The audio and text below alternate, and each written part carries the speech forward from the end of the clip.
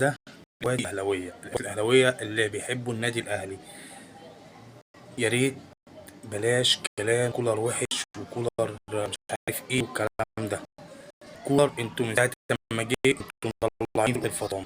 الراجل اي بطوله بيخشها، اي مباراه في الدوري بيلعبها، حتى لو مستواه ومستوى اللعيبه وحش او اتاخر في التغييرات او ايا كان، الراجل بيكسب. ارحموا الراجل شويه، ارحموا لعيبه النادي شويه، بلاش كلام الاهلي وحش، الاهلي مستواه وحش، الاهلي كان ده. لا احنا النهارده مش الاتحاد الاهلي مستواه وحش، لا ايه يعني الاتحاد في محترم، زيه زي اي فريق، مش فرق بقى الاتحاد، احنا بنلعب الاتحاد، الزمالك، بيراميدز، الاسماعيلي، كلهم فرق محترمه وكلهم فرق كبيره، وكلهم بيجوا قدام النادي الاهلي بيحجروا، ولا تحس الفريق دي بتقلب انديه تانيه. النادي الاهلي، النادي الاهلي كل الفرق اللي بتلعب كلهم 11 لعيب بيلعبوا قدام منطقه الجزاء وبيلعبوا على الهجمه المرتده، طبعا مع ارهاق لعيبه وارهاق ولاعيبه مطحونه طول الموسم، فاكيد لازم هتلاقي المستوى يقل. انا مش فارق معايا، انا كواحد قوي مش فارق معايا المستوى، قد ما فارق معايا النادي ياخد 3 نقط الايام دي، وبالذات في الساعه 8 متوشه متاجل لنا المبيعين في الدوري، لازم نكسبهم، لازم عشان نضغط على بيراميدز ونعدي بيراميدز ونبقى احنا اول.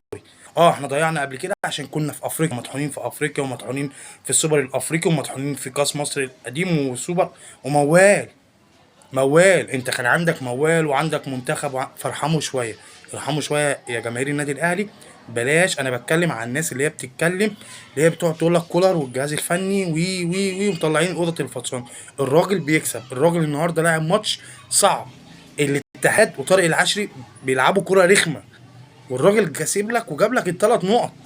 خلاص كل اللعيبه ما كانتش في حالتها النهارده، بس الراجل كسب، الراجل كسب. انت يعني تعالى بقى كده، لا قدر الله كنا اتعادلنا ولا خسرنا، يا لهوي كنت هتشوف الدنيا قامت ومش قعدت. لا الراجل كسب، الراجل جاب جون واتلغى الفرج عشان خاطر فاول، الراجل راح كذا كوره ربنا ما وفقناش فيها.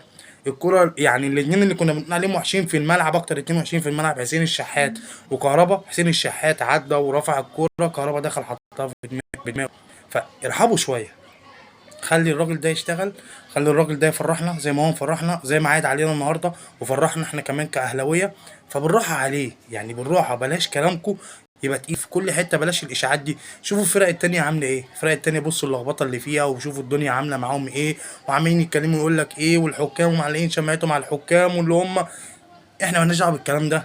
احنا لينا ال3 نقط بتوعنا، ولينا كل ماتش لازم نكسبه، كل ماتش اكنه نهائي لازم نكسبه في الدوري، وان شاء الله ان شاء الله ان شاء الله الدوري اهلاوي، ان شاء الله الدوري اهلاوي. واتمنى ان مفيش حد يزعل من كلامي، انا بكلمكم من راجل اهلاوي محب كيان النادي الاهلي، مشجع زيكم. فالكلام ده لازم كلنا نقف ورا النادي الاهلي في الفتره دي والايام الجايه، والتوفيق للنادي الاهلي، واشوفكم على خير، والسلام عليكم ورحمه الله وبركاته.